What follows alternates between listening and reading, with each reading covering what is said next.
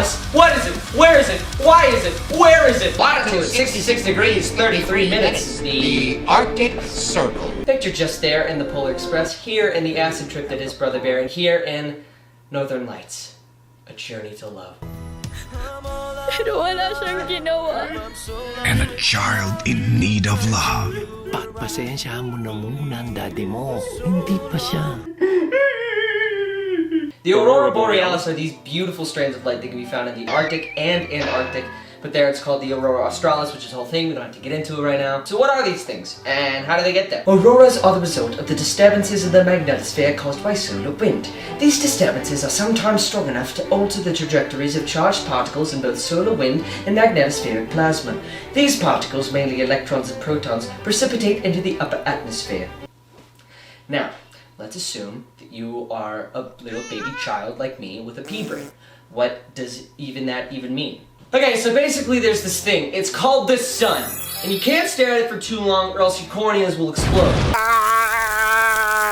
Which is a real bummer, if you ask me. If you haven't heard of it, the sun is this big ball of plasma in the middle of the solar system. And it's not like this isolated thing. It likes to hang out with its friend and scream across the void of space. And when it does, it emits this stuff called solar wind, which contains charged particles called protons and electrons. And they travel for like 2 days to the Earth, and then this magnetic field around the Earth essentially goes, "No!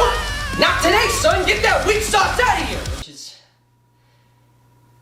kind of a mean move. The magical field in question is called the magnetosphere, and it emits from the Earth's core and then flows into the magnetic north and south pole. It basically protects the Earth from these charged particles, which can sometimes be harmful to people like us with human squishy bodies. But sometimes, you didn't hear this from me, because I'm no narc, not a snitch. Sometimes they sneak past the magnetosphere, okay? They make their way to the magnetic north and south pole because that's where the field is the weakest, and they go all the way through the atmosphere to about 50 to 200 miles above the Earth's surface, and they hit these neutrally charged particles called oxygen and nitrogen. And when those charged particles collide with the neutrally charged particles, they get all excited. And the charged particles go, "No!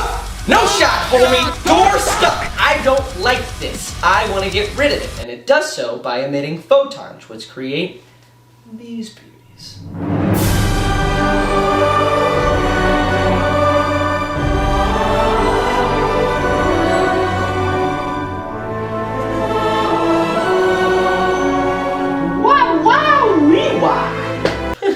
Now that is the nitty-gritty of it, but sometimes the sun gets mad about existing, and it throws a sun tantrum, and it chucks way more charged particles than it usually does at the Earth. We call that a coronal mass ejection. Now this increased amount of charged particles collides with the Earth's magnetosphere and weakens it, allowing more charged particles to make their way to both aurora zones, and sometimes even further down, like in 1859 when they could be seen as low as... Stop right there, criminal scum! This buffoon, this absolute narc blaster was about to say as low as Boston, which is true. And do you want to know why it's true? Because they could also be seen from as low as Colombia, which is touching the equator! And the largest coronal mass ejection in recorded history. And that also resulted in this Frederick Edwin Church painting, which is just...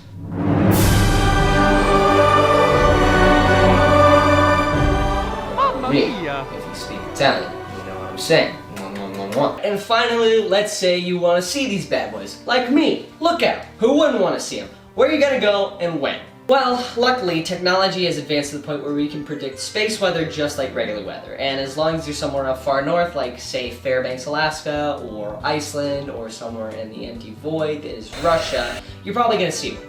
But when are you gonna see it? About every 11 years, the sun goes absolutely hammered, and it throws way more charged particles constantly than it normally would. Now, this is called a solar maximum, but as of the beginning of 2021, we are at a solar minimum. So there's not a lot of sun activity. In the next couple of years, there'll be kind of an upswing, and then 5 to 6 years from now, there'll be another solar maximum. So if you want to see the northern lights, you should probably go then. You'll have the best luck. So that's auroras. They're pretty crazy. I mean, when we look up at the sky and see these things, they're actually just like millions of tiny particles colliding with each other, creating these beautiful displays of light. I mean, like everything with space, it's pretty crazy. And Actually, speaking of space, did I mention that this time last year, NASA found out that comets can produce their own auroras? Alright, I'm gonna go watch the Polar Express, or Brother Bear, or both, at the same time.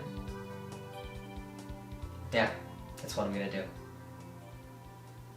It's all I want when Christmas comes to town. It's all I... Children